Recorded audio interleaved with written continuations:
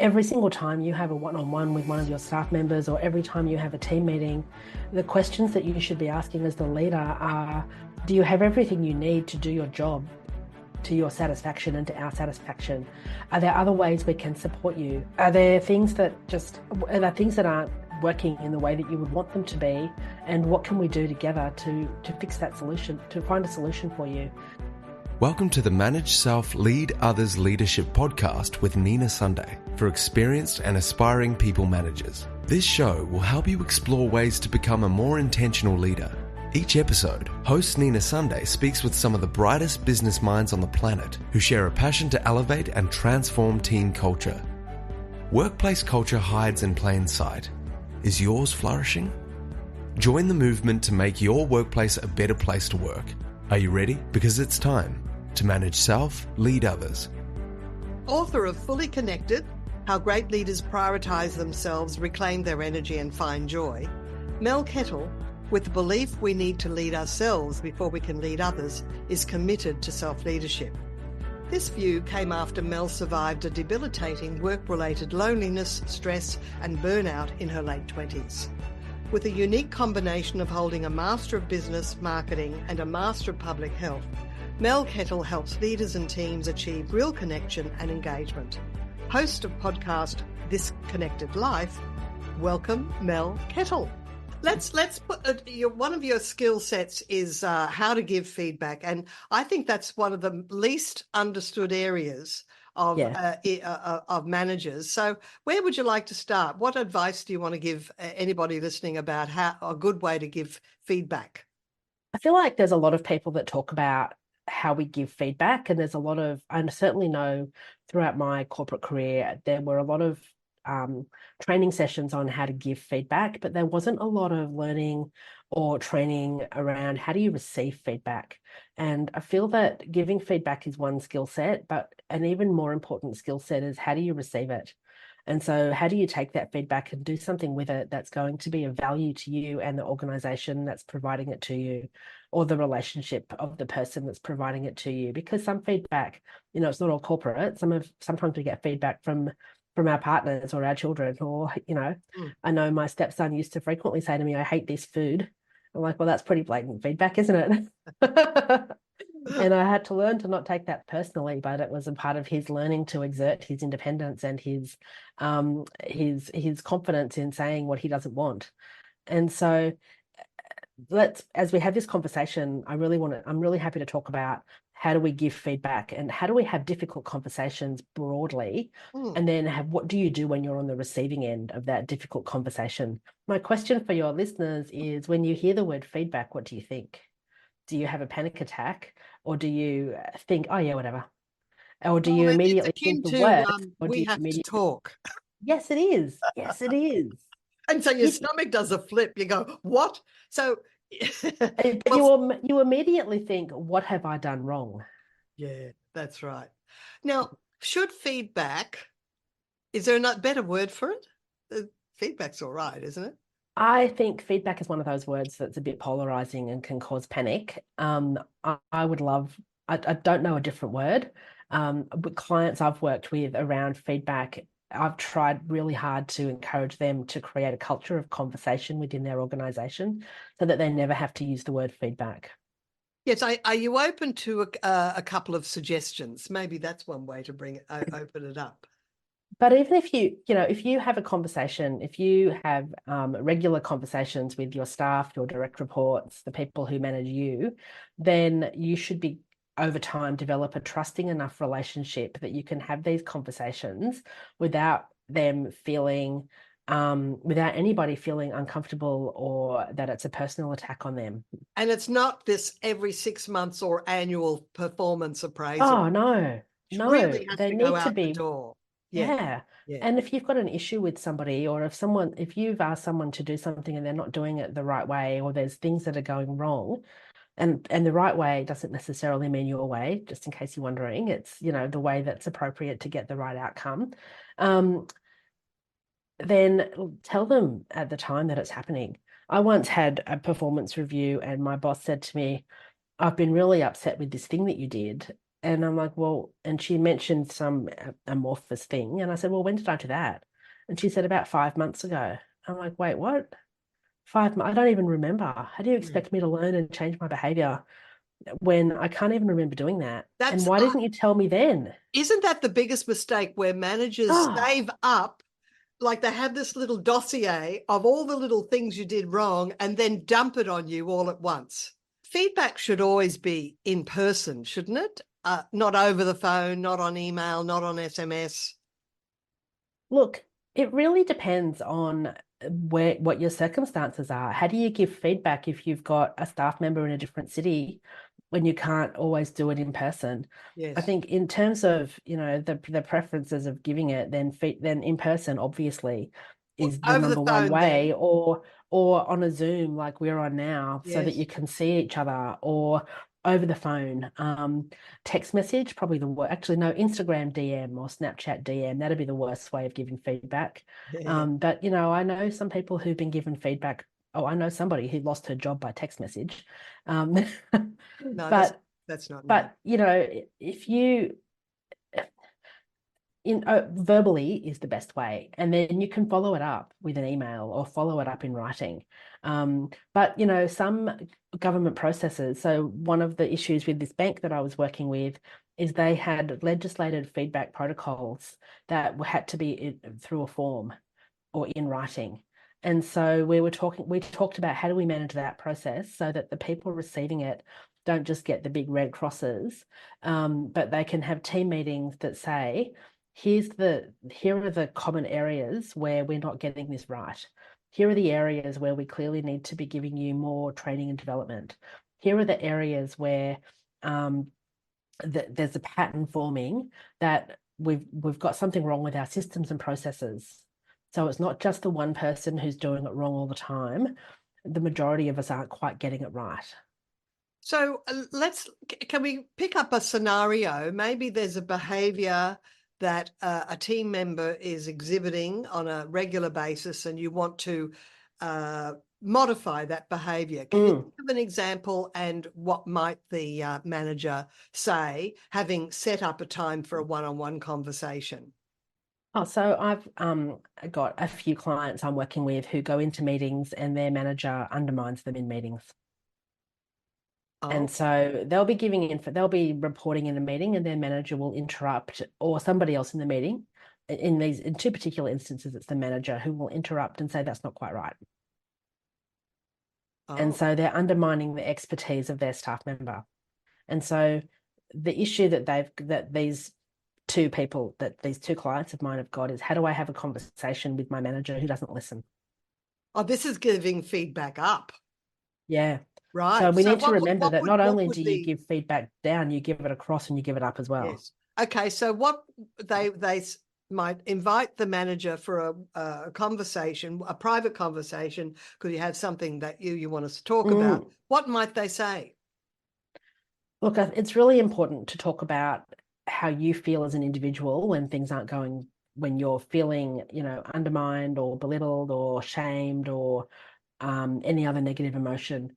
So it's really, but it's also clear, it's also important to understand or to get a sense of, does the person who's doing that behavior that's causing you to feel less than, is it a deliberate behavior, or do they not even realize they're doing it?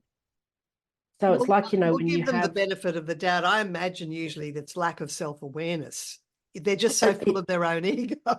it usually is a lack of self-awareness, Yeah. or sometimes it's a personality clash between the two people as Ah, well. true. I have heard of the BFIR template, which is behavior, feedback, impact. Oh no, feel, impact, and results. So, in other words, in this scenario, what I wanted to speak with you about was during that meeting when I was giving a report and you said that's not quite right, interrupting me. I actually felt quite embarrassed. I actually felt quite humiliated in front of the group. And what that meant that I felt really like I didn't want to continue giving the report. And I Mm, really mm, wanted to I really just wanted to be swallowed up and disappear. And mm, in the mm. future, do you think you might be able to find a way? Well, actually, at that point, you'd probably wait for their response. Yeah. And then say, look, in future, if you do want to have a conversation or a disagreement or a debate, do it in a way that doesn't belittle me. How do you feel about that? And I leave it with a question. So, but I don't know, can you improve that method? I mean, it's a bit No, I think template.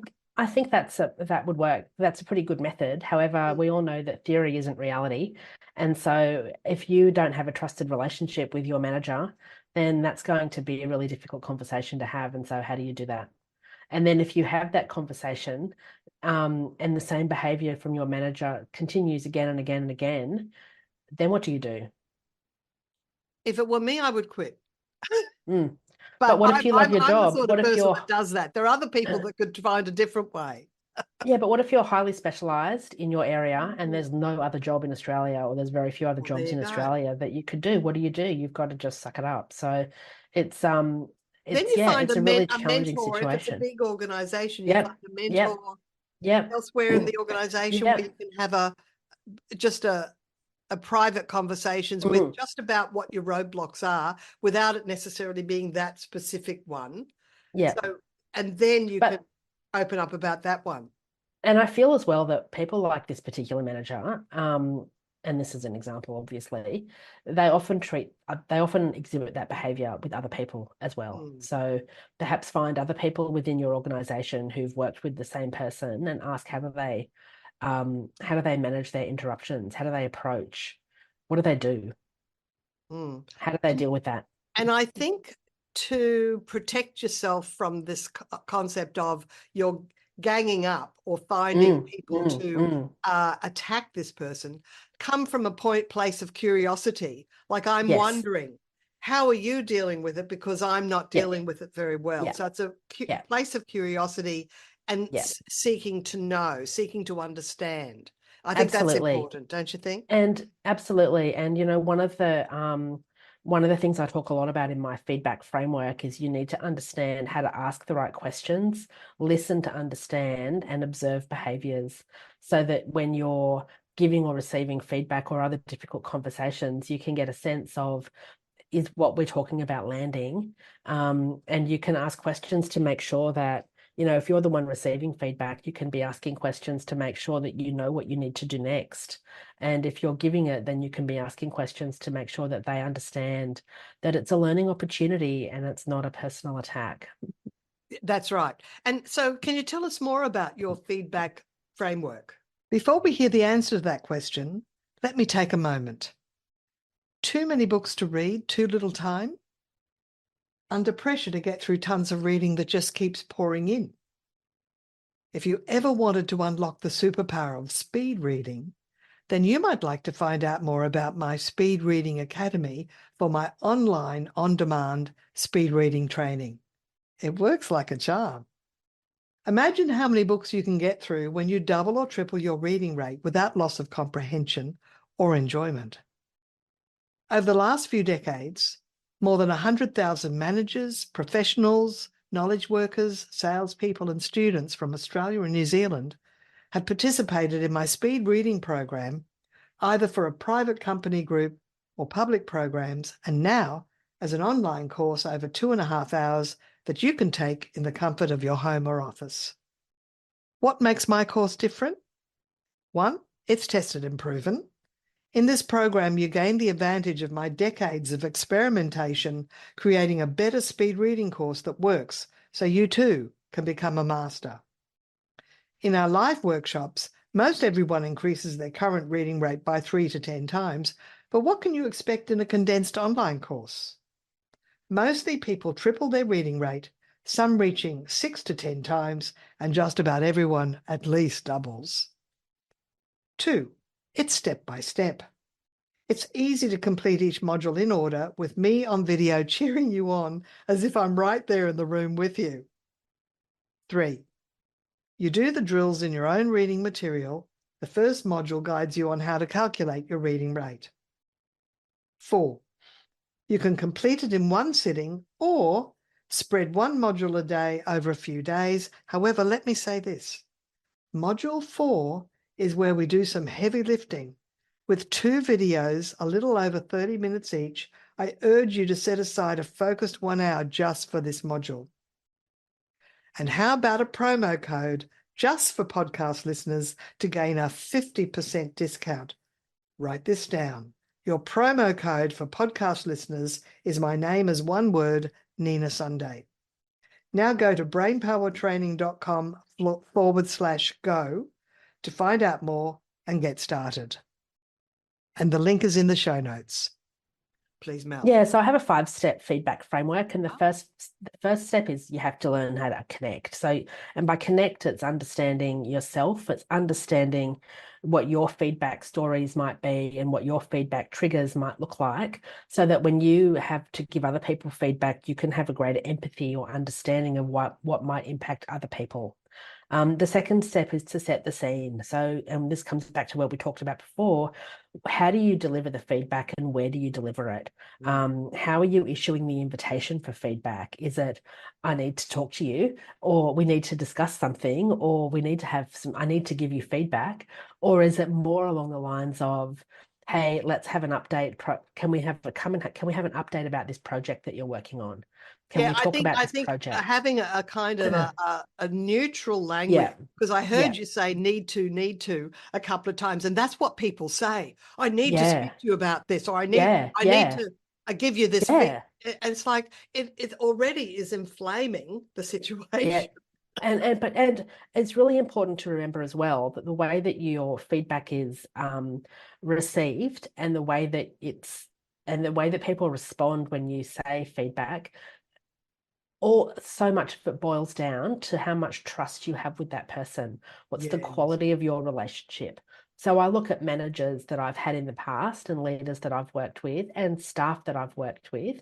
And there's some that I can say, hey, can I give you a bit of feedback about this? And they'd be like, yep, sure, no worries. What can I do better? Or what have I done well? And there's no sense of judgment. There's others who have said to me, hey, let's just have a chat about this. And I've immediately gone into major panic mode because I've not trusted them as far as I could kick them.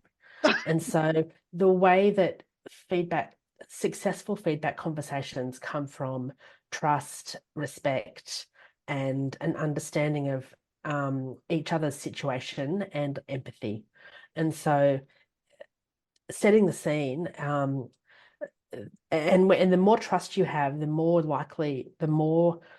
you can go down sort of the ladder of of how you have the conversation. So if there's no trust, then the more you can do this conversation in person, either over a Zoom or in the same room, the better off you'll be. But if you've got huge amounts of trust, then you are much more likely to be able to just put your feedback in an email to somebody or in a text message even, because you know that the way that it will be received. And you also know that if they misinterpret something, because it's hard to interpret tone through writing, then they're much more likely to pick up the phone and say, hey, can we just have a quick chat about this? And make sure we're on the same page. And then the third step is focusing on the facts. Feedback is not an opinion. Feedback should be fact-based. So be really clear about the language that you use and be really clear about using specific examples.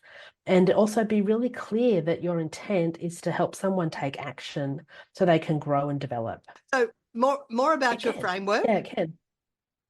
So step 4 is ask, listen, and observe. Yeah. Make sure that you ask that you know that what the other person thinks of the thing that you're giving feedback about. Listen to understand and observe their behaviors, and also observe what isn't being said.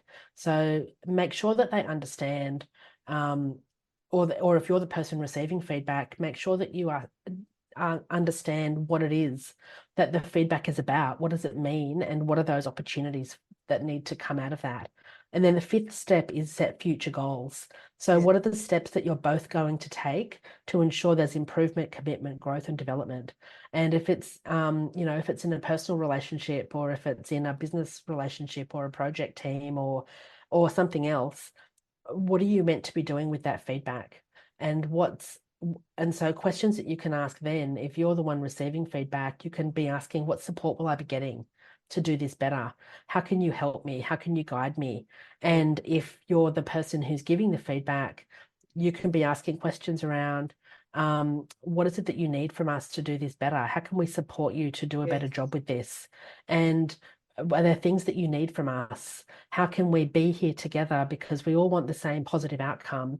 So what is it that I can do? And sometimes, with some examples that I've seen, sometimes you just might need a bit more time together to, make sure that you're on the right track. Or sometimes feedback can come in all different shapes and forms. And so it's identifying what that looks like so that you can both work together to get that outcome that you're needing. Yes, absolutely. And you've read Brene Brown, and she talks Mm, about clear is kind and mm, unclear is unkind. yeah. So, do some managers try to give feedback, but they don't really tell the truth? They're sort of afraid to give what Mm, they really think, mm, and so yeah. the person getting feedback isn't really getting the message.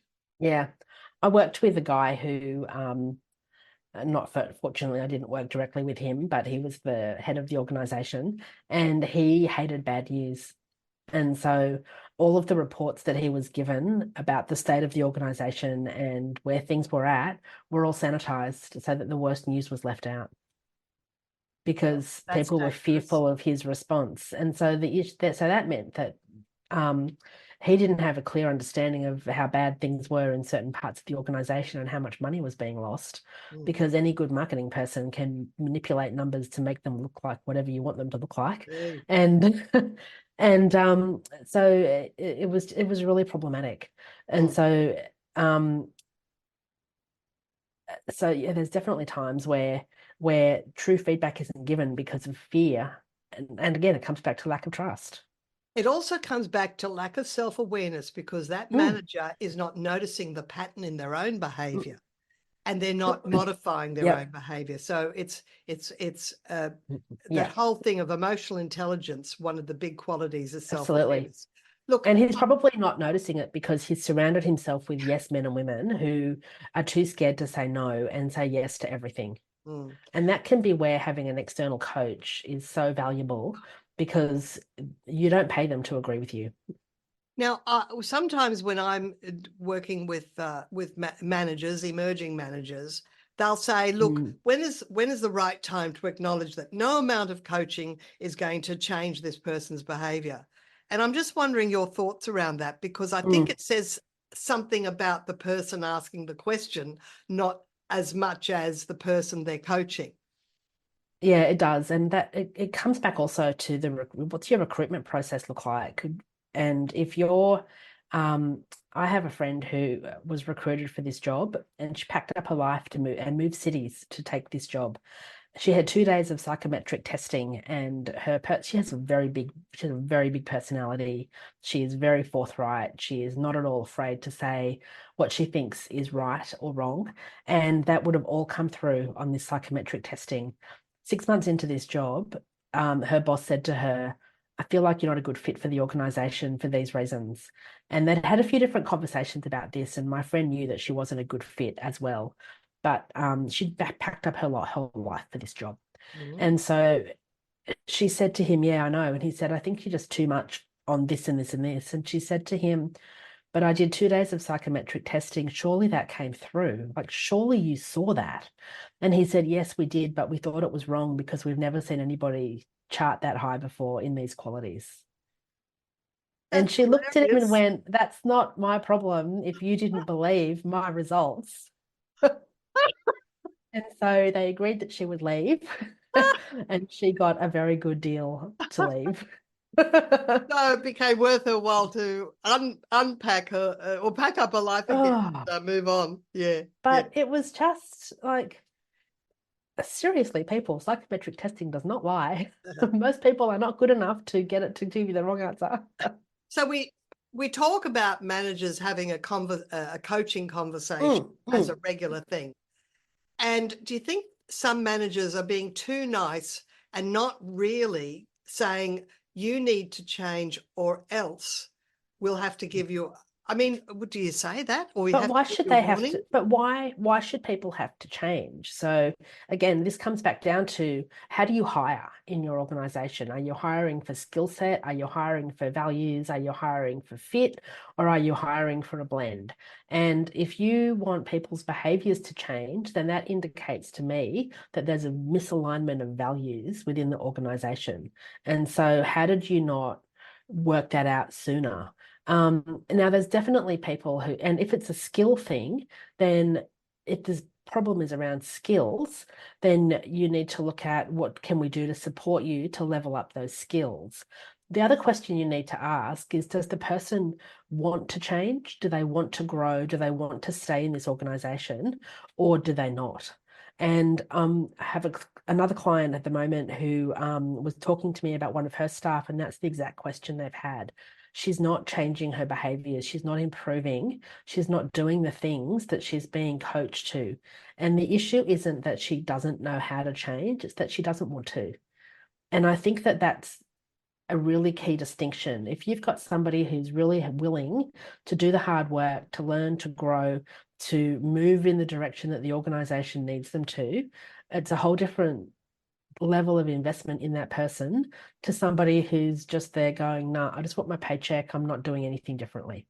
It's the difference between what Liz Wiseman in her book calls typical contributors versus impact players.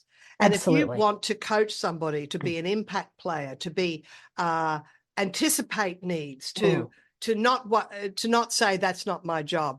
If you've got a typical contributor that has an avoidance mindset, well, does it get to the point where you have to give them a warning that their job is on the line because it's unsatisfactory? Their not ability to change or grow? Most organizations would have performance management processes in place. And so maybe that's the time where you need to put that into practice And and, that's when you give talk to them the that.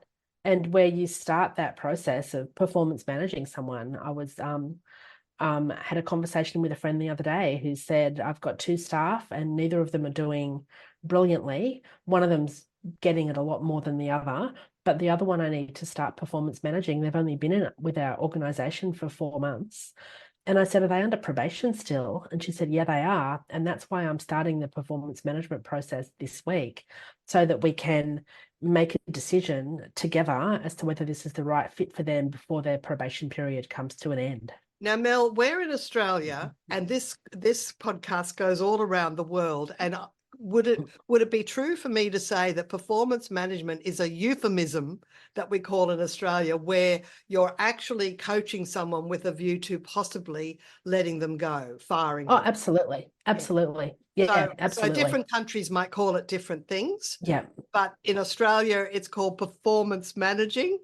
And it's like, it's unsatisfactory performance. That means that they're in danger of losing their job, and there are legal steps you have to follow. So other countries maybe don't have the same requirements. What's your awareness of the global situation around letting someone go, firing someone if they're unsatisfactory? I have no idea. I've got no idea. You're an Australian expert. Okay, yeah. Oh, I'm not even an Australian expert. That's an HRIR issue, and I work in communication. Right. So my understanding of the rules and regulations and what you need to do if you've got someone who you want to get rid of, I'm not the person you would come to for that. Yeah. I would be the person that you would come to if you needed to issue some statements to staff to make sure that the dismissal of that person didn't rock the boat too much internally. Right. I would help you phrase how you keep that on an even keel. You talk about in one-on-ones questions you might ask, and that you give us 4 questions. One was, where do we need to focus? I'll just read them out. What is a priority for you or for both of you? What steps should we take to make sure we improve? And what do you personally need? So anything you want to add to that? Oh, look, I think they're questions that don't get asked enough. And I feel that every single time you have a one-on-one with one of your staff members, or every time you have a team meeting, the questions that you should be asking as the leader are, do you have everything you need to do your job to your satisfaction and to our satisfaction? Are there other ways we can support you? Are there things that aren't working in the way that you would want them to be? And what can we do together to fix that solution, to find a solution for you?